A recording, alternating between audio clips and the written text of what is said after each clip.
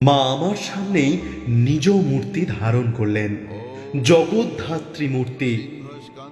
মায়ের চন্দ্রমোহন দত্তের স্মৃতিকথায় শ্রীমা কে তা তিনি আমাকে দয়া করে দেখিয়েছিলেন, বুঝিয়ে দিয়েছিলেন তিনি স্বর্গের দেবী, মর্তে মানবী হয়ে জন্ম নিয়েছেন আমাদের উদ্ধার করতে।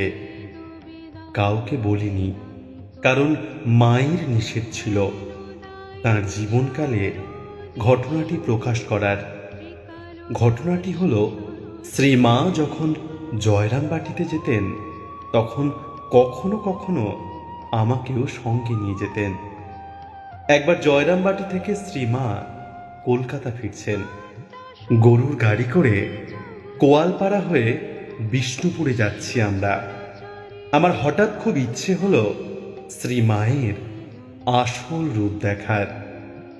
এক জায়গায় গাড়ি থামিয়ে মা বিশ্রাম করছেন গাছের ছায়ায়। নিরিবিলি দেখে মাকে একান্তে বললাম, মা, আপনি আমাকে সন্তানের মতো স্নেহ করেন। আপনার দয়াতেই আমি স্ত্রী পুত্র কন্যা নিয়ে বেঁচে আছি। সমস্ত আপদ বিপদ থেকে আপনি রক্ষা করছেন। তবুও আমার একটা অতৃপ্ত বাসনা আছে মা। সেই বাসনা আপনি যদি পূরণ করে দেন তাহলে আমার মনস্কামনা 16 গলায় পূর্ণ হয়। শ্রীমা বাসনাটি জানতে চাইলেন। বললাম, মা, আপনার আসল রূপ দেখাই আমার শেষ বাসনা। মা কিছুতেই রাজি হলেন না। অনেক আকুতি মিনতি করায় মা রাজি হয়ে অন্যদের বললেন, তোমরা একটু সরে যাও, ওর সঙ্গে আমার একটু কথা আছে। আমাকে বললেন, দেখো, শুধু তুমিই দেখবে, ওরা কেউ দেখতে পাবে না, কিন্তু আমার আসল রূপ দেখে ভয় পেও না, আর যা দেখবে কাউকে বলবেও না, যতদিন আমি বেঁচে থাকব। এই কথা বলে মা আমার সামনেই নিজ মূর্তি ধারণ করলেন, জগদ্ধাত্রী মূর্তি। মায়ের ওই দিব্য জ্যোতির্ময় মূর্তি দেখে আমি তো ভয়ে একেবারে কাঠ।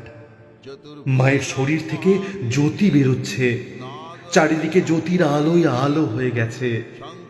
তীব্র আলোর জ্যোতিতে আমার চোখ ধাঁধিয়ে গেল। তারই মধ্যে দেখতে পেলাম মায়ের দুই পাশে জয়া, বিজয়া। আমার সমস্ত শরীর থরথর করে কাঁপতে লাগলো। কাঁপুনি আর থামে না। স্থির হয়ে দাঁড়াতে পারছি না। মায়ের পায়ে লুটিয়ে পড়লাম। শ্রীমা জগদ্ধাত্রী রূপ সংবরণ করে মানবী হয়ে আমার গায়ে হাত বুলিয়ে দিতে লাগলেন। আস্তে আস্তে আমার কাঁপুনি থামল। স্বাভাবিক হয়ে আসতে মা বললেন, যা দেখলে তা কিন্তু কাউকে বলো না, যতদিন আমি বেঁচে আছি। মাকে জিজ্ঞেস করলাম, আপনার জয়া বিজয়া কারা? মা বললেন, গোলাপ আর যোগেন। জয় মা, জয় মা জগদ্ধাত্রী।